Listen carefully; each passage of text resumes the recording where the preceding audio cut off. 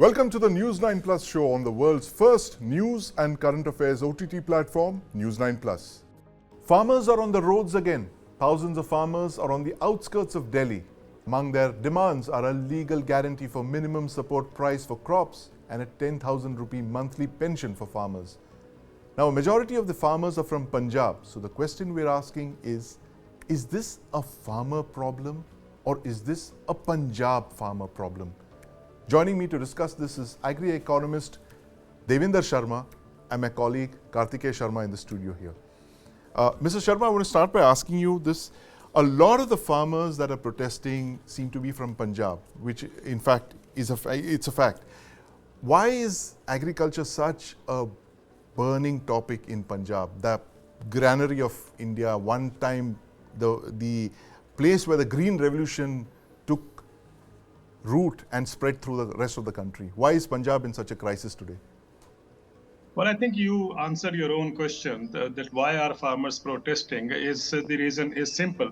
Even the granary of India is feeling the pinch of being ignored all these years, the neglect and apathy that, over the successive governments, over the years, we have seen farmers being, not only ignored but missed out as far as the economic growth of the country is concerned. And they feel agitated because they are fighting for economic justice and they are also fighting for a kind of economic design which has always kept farmers at, merely at a survival level. And for what the farmers are looking for is a dignity of labor, which means unless, you get a living income, you are not going to be economically viable. So that is what the fight is all about. Mr. Sharma, now, is this a problem of the farmers or is it just because of the successive policies of the state government there that have kind of made agriculture non-viable? Punjab has not had political stability also for a while. Is that the reason why you're looking at the kind of chaos in the agricultural sector in Punjab today? No, I don't think so. It is because of the state government's role or successive state government's role. It is primarily because of the policies of the government, successive governments that has already kept agriculture at that particular level. I have always said that the economic design is so cast that it has deliberately kept agriculture impoverished. Even economic reforms are focusing on essentially two things, that the raw material that comes for the industry and also agriculture provides a cheap labor for the industry. So you sacrifice agriculture. That is why you can keep the economic reforms viable. The mere fact that the farmer's income goes up, the macroeconomic policies will try to project it as if the inflation is going up. Aloo Pyaj decides the economy of the country. I wonder, whether we realize it or not, actually inflation rate is not coming from Aloo Pyaj. It is coming from health, education, and housing. And nobody wants to include that in the consumer price index. It's always, when it comes to inflation, you want to keep the prices low, and that is what is worrying farmers. How long can they go on bearing this? Right, absolutely. And Kartikeya, I want to bring you in on this point here, that Punjab was once the agrarian, it was the granary of India, but every other state seems to have left it behind. It was number 1, number 2, today it's number 10, 12, and farmers are in a problem. I think Punjab is a prisoner of its own success. The success of the 70s and the label of Punjab being the granary of India, I think Punjab needs to be de-addicted from wheat. Right. Punjab needs to be de-addicted from rice. Punjab is also facing the heat of climate change. Punjab is also facing the problem of soil infertility. Right. Punjab is also facing the crisis of deindustrialization. They are, everything puts together creates a crisis. Industries have shifted to southern Himachal Pradesh. Yes. We would expect industries to be part and parcel of Punjab, but there are more in Himachal Pradesh. So there are a lot of things which are contributing to the distress, and then comes the Arthriya economy, right, which is something unique to Punjab. Middlemen. Yes. Middlemen. So political instability adds to it. It adds anxiety to it. Yes. Political instability creates bigger platforms for the protests sometimes instead of resolving them. Right. Instead of resolving them at Chandigarh, it created a platform for them to walk towards Delhi. Yes. So I would say that it really requires a larger effort on part of both state and center, because the water tables are going to go down. Yes. Rainfall is going to be more chaotic. We will have weather fluctuation. I'm not saying millet is on the way out. Yes.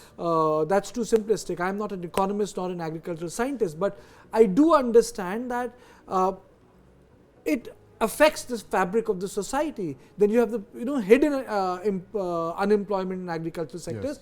It's just that my understanding is that I think it's towards the tipping point. Yeah. And I think it should be resolved. Right. And Mr. Sharma, this obviously needs to be resolved. It's a crisis that you're looking at in Punjab.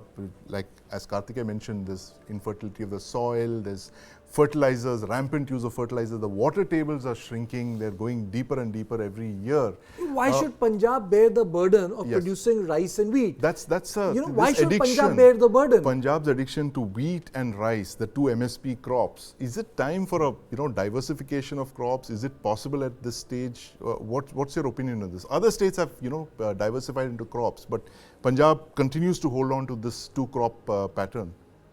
See, what we normally project as the crisis in Punjab is also the crisis within the country. Yes. Let's be very clear about it.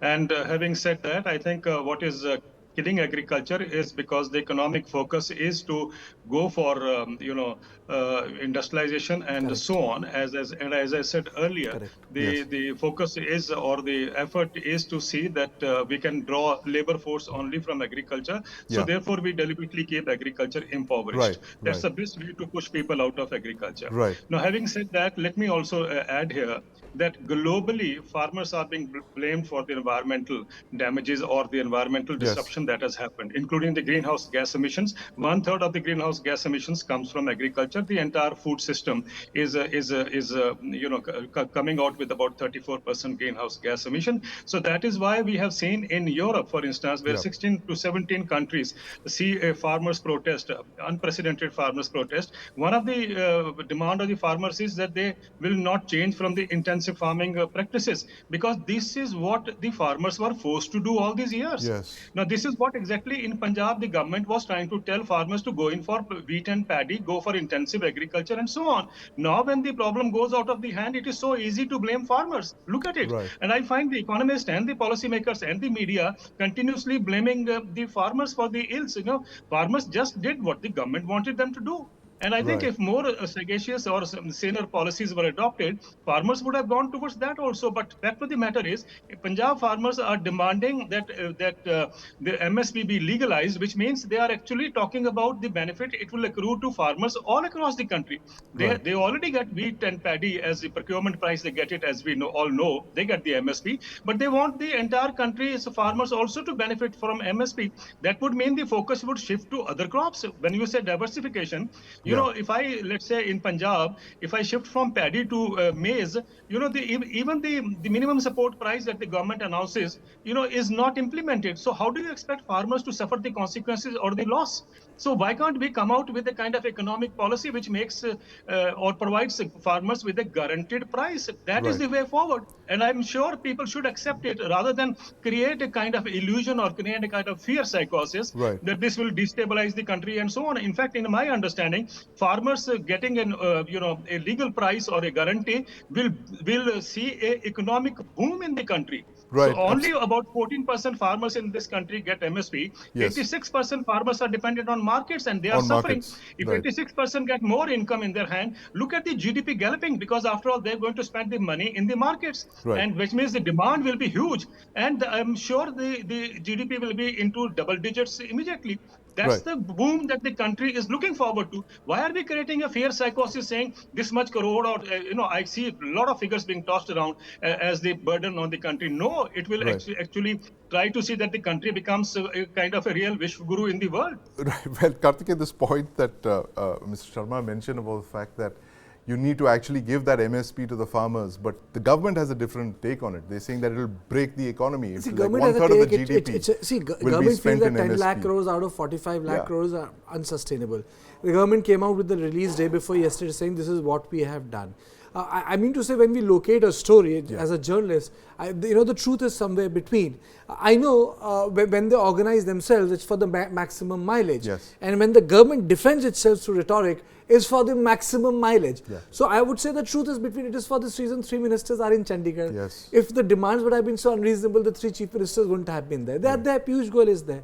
So obviously there will be a meeting round. Obviously when you start bargaining, you start from the top. Now it's like Janpat. You say 50 bucks, the other guy says, no, it has to be 20. Then you say it's okay, 25. Yeah. So that's how the political bargaining works. But I think there's also one thing which has happened in this government with the full majority, that popular protest is not working against them electorally. Right.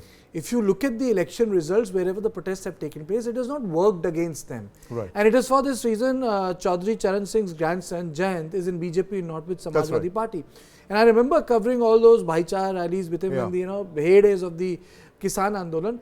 The Jats didn't go to SP. They when it came to the vote, they voted for BJP. Right. So it also tells us sociologically that Kisan identity of 17s may be different from the Kisan politics of today, because it's far more fractured. It's not Ajgar of Chaudhry Charan Singh. Absolutely. That's actually a different road you're going down, Kartikeya. The fact that farmers have not been able to mobilize politically and to hold the government hostage at the Kisan election as a constituency which sticks vanished. together for a vote. Yes. Kisan as a social and economic constituency is there, but if you ask me, electorally, no. They vote on their caste lines, they will vote on the regional lines. The farmer vote is non-existent. If Kisan as a bloc entity would have been there, then majority of Jat should have voted against Bharatiya Janata Party in 2021. Uttar Pradesh Assembly election, it did not happen. Western UP. I mean to say, yes, Kisan is an economic entity, Kisan is a social entity, but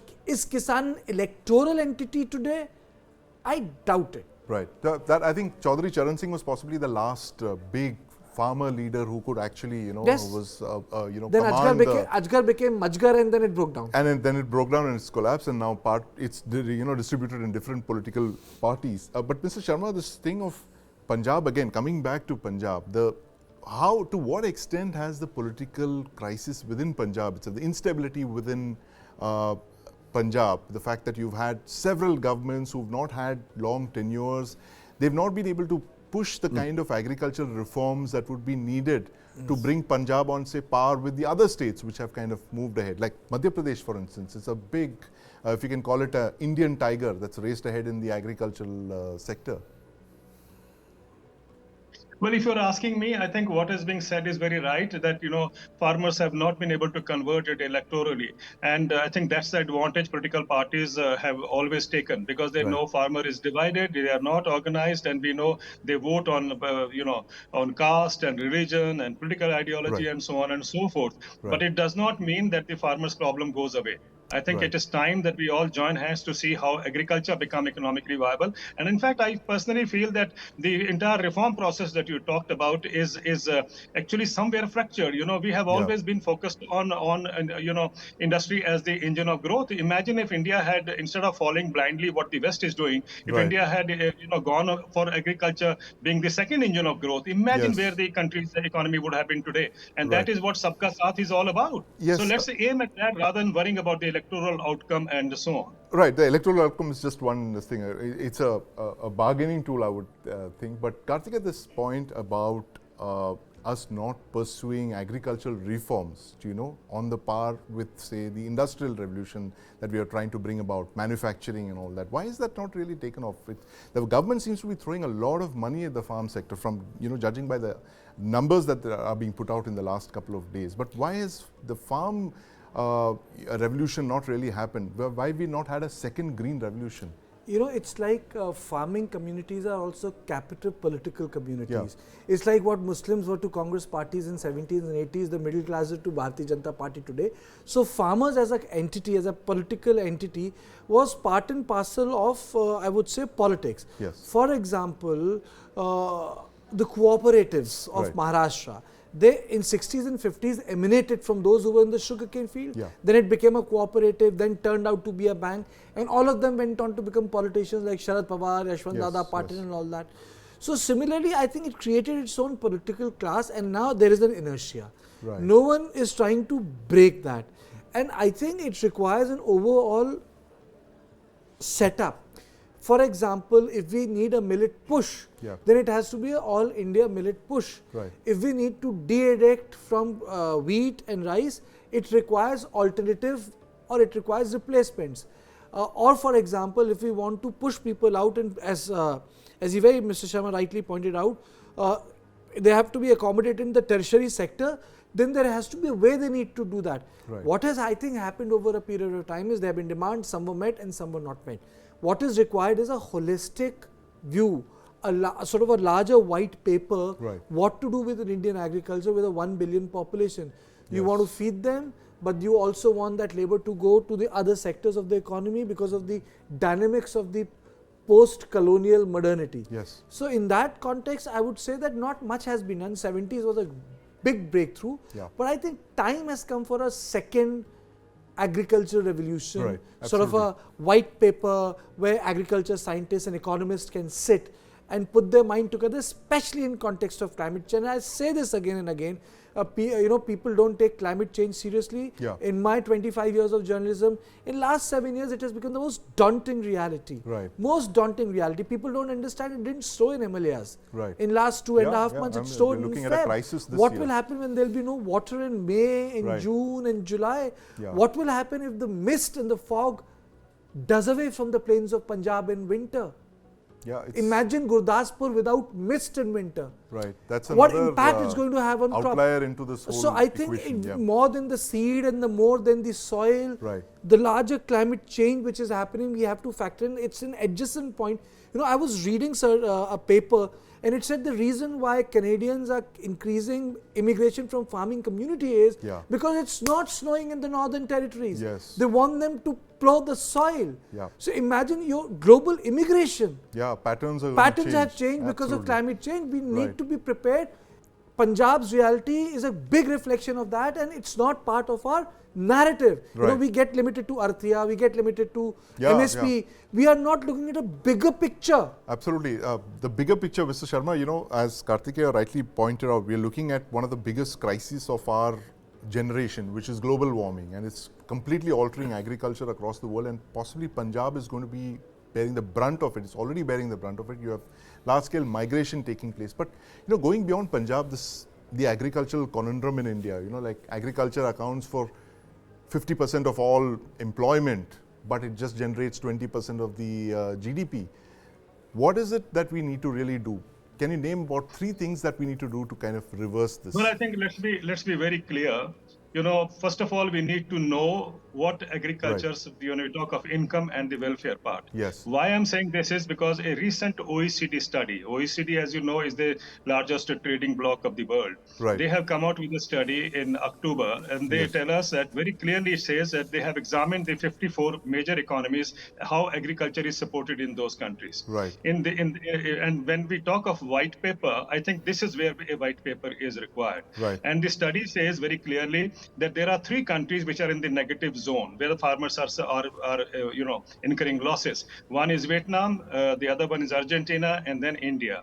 India is the only country out of that 54 block that they have picked up, or analysis that they are doing, which farmers have been suffering continuously since the year 2000, the report began. And since 2000, Indian farmers have been continuously incurring losses. And Argentina and Vietnam, which are also in the negative zone, the governments have covered up the losses by budget support. India is the only country where we have left farmers at Bhagwan Bharose. And the impact is very clear before us. Another OECD study tells us that between 2000 and 2016, 16 years, Indian farmers lost 45 lakh crore. Now, did you ever see a debate in the media?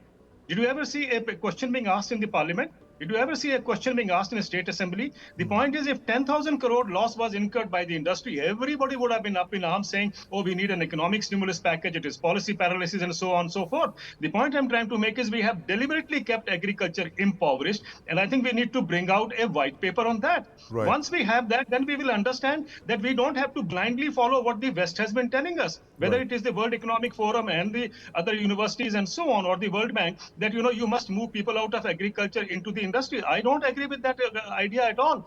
Why can't we build up? We claim to be Vishwa Guru. Why can't we show a model to the rest of the world that you make agriculture economically viable and profitable? That will address not only the crisis in agriculture or in food security, but that will also be a solution for employment generation. Why can't we do that? Why do we have to just go by what I was taught in Economics 101, saying that you move people out? Why? Why can't we reframe our economic thinking according to what the country needs are, rather than going by what the World Bank and IMF suggest? And I think, let's be very clear, all over the world, markets have failed to enhance farmers' income. Whether it is United States of America, whether it's total European Union, Africa, or India and the Philippines. The Philippines has recently come out with a national commission to assess which section of the society is the lowest paid. And you know which is the section? Farmers and fishermen. This is not only true for Philippines, it's true for India, it's true for European Union, it's true for America. America, the rate of suicides in the rural area is 3.5 times the national average. This is America. And if American, you were to withdraw the subsidies being given in America to agriculture, the remaining 1.5% population that lives in agriculture there would also disappear. Now, the point here is that we are in the corporate thinking. We think that unless we move people out, there is no kind of economic growth. Absolutely, Mr. Sharma. That's the very important points you raised over there, that agriculture is in a crisis, but it's not only an Indian problem. It's probably not even a Punjab problem. It's a global problem, and agriculture continues to be at the bottom of the pyramid.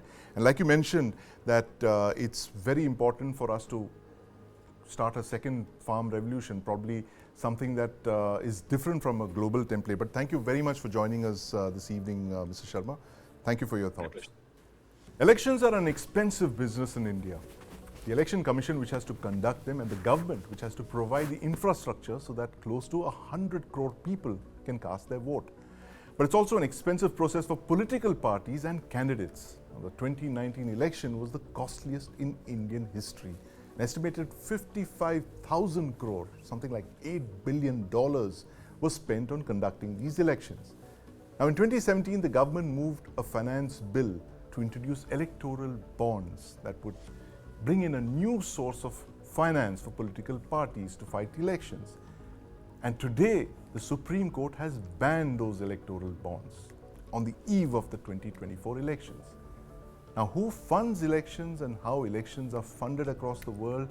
And most importantly, what is going to be the fallout of the Supreme Court verdict? Joining me to discuss this are Aradhya Sethia. I want to start by asking Aradhya. Aradhya, I've read your paper on the electoral reforms. Did this come as a surprise to you, today's verdict by the Supreme Court?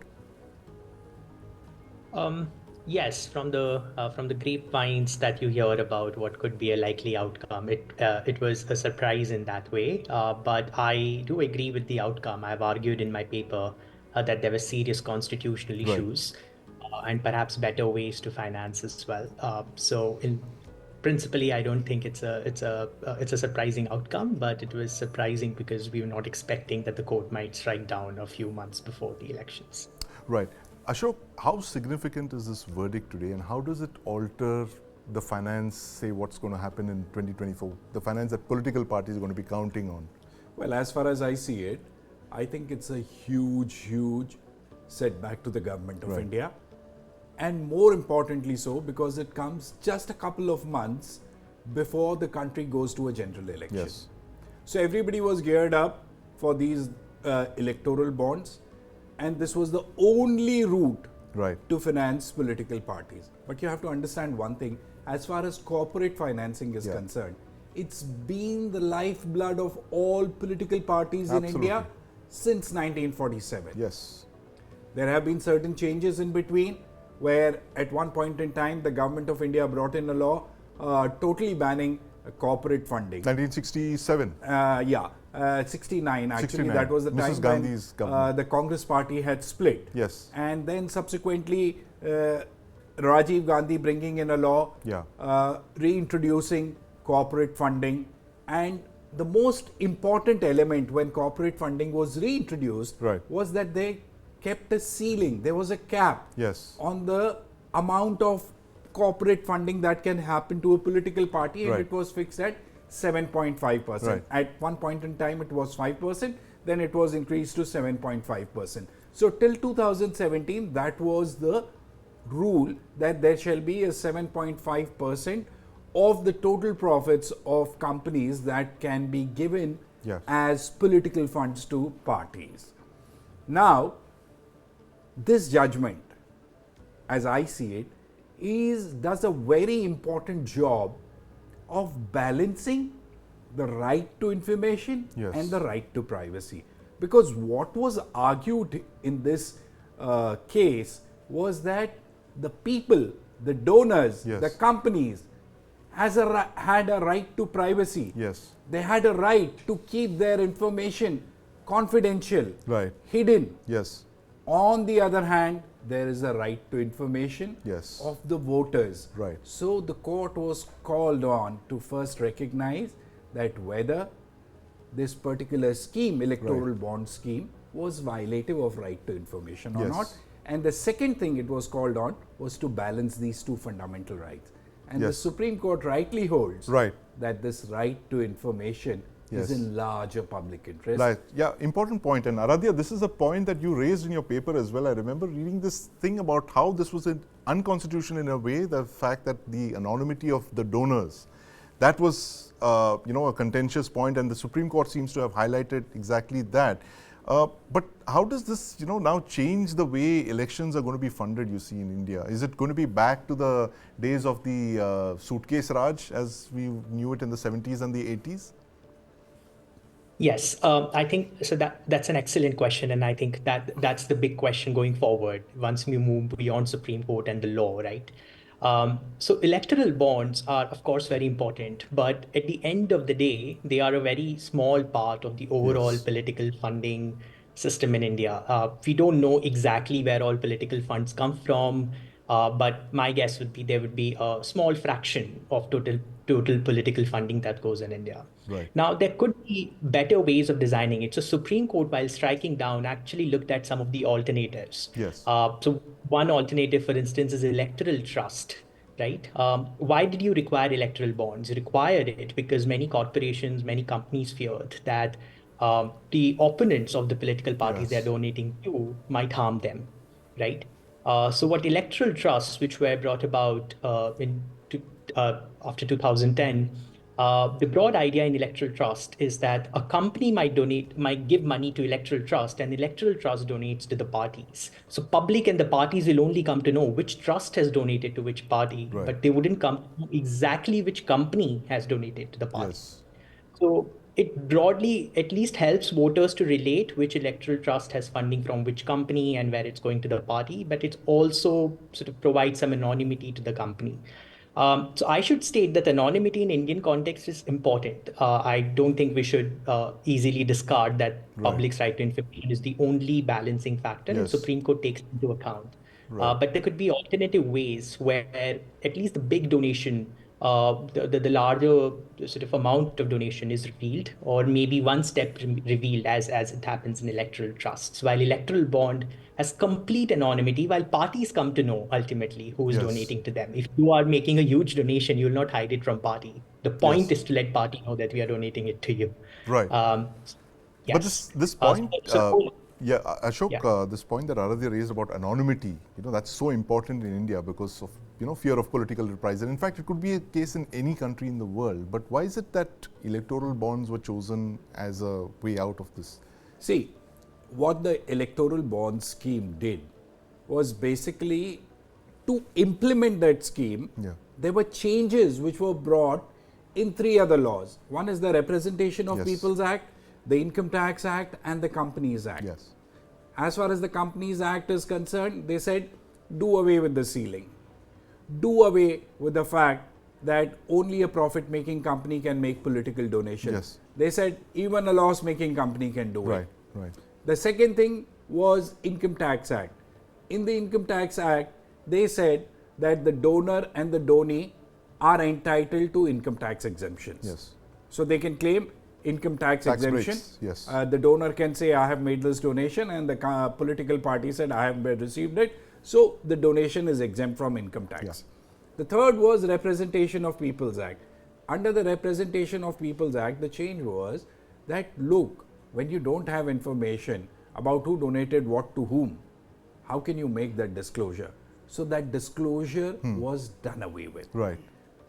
So the point here is that you tried to make in the beginning, that what happens after this Yes. particular judgment. Right. We are back to pre-2017 Right. regime, Yes. which is, you rightly said, the suitcase regime, Suitcase Raj where and- people, because primary source of funding for political parties is either by individual donation Yes. or corporate donation. Right. These are the only two methods of funding that we know. Right. Individual has a limit to make a donation. Yes. But big corporate houses can make huge donations. Now, after this scheme has been scrapped, we are back to 2017 era, Yes. where parties or corporate houses will be making donations in cash. Right. That is, cash is black money, unaccounted wealth. Yes. And that will be pushed into the electoral system. Now, the government of India said that, look, why we introduced the electoral bond scheme was to deal with this menace of black money. Yes. We want to reduce this. Right. However, if you want to reduce this, you have to look for other ways. That is what the court is saying. You just cannot curb the right to information of a citizen, a voter, to know who's made Right. that payment. Who's You made should that have payment. adopted another way. Now they were only confined to testing it against Article 19. Right. Right. Aradhya, what are the global best practices that we can look at? Now, given that this scheme is scrapped and there is a intention to kind of streamline political funding, it happens across the world. Could you just run us through how it works in the rest of the world? Campaign funding in the United States, for instance, of course, it's an individual party, it's an individual candidate thing. But what are the global practices that can be looked at for India if we want to kind of move ahead on this? Yes.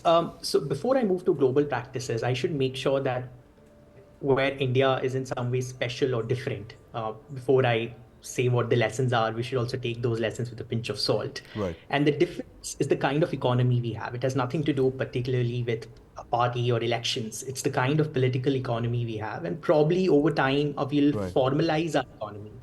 A lot of our economies, or at least used to be cash-based, and still Yes. a huge part of economy is cash-based. And when the economy is cash-based, it's difficult to see how the money flows. It flows like water. You close one Yes. door and it will find one way. Right. So that's the underlying feature of broad Indian economy. Doesn't matter what regulations you make, if it's broadly cash-based, you wouldn't even know the way political money travels.